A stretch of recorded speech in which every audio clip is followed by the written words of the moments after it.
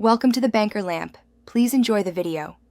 Lay out one slice of bread about 1 inch thick and measure 1 tablespoon butter at room temperature. Remove crusts only if desired.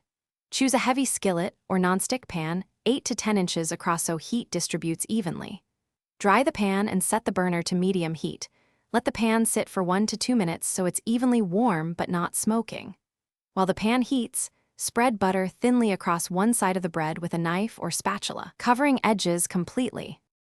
Place 1 tablespoon butter in the warm pan and let it melt until it sizzles lightly, about 10 seconds. Swirl the pan to coat.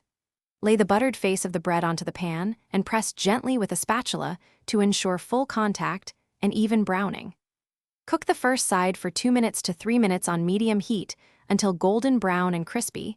Then flip once and cook the second side an additional 2 minutes to 3 minutes. Adjust heat down if the crust browns too fast. Lift the toast from the pan and place it on a plate. Allow it to rest 30 seconds so internal steam settles and the crust firms before slicing.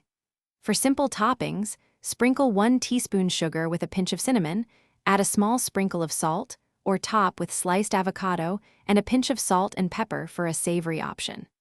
To store, cool completely and keep in an airtight container up to 24 hours, or reheat for 30 seconds per side in the pan to refresh crispness before serving. Thanks for watching. If this was helpful, leave a like and consider subscribing. See you next time.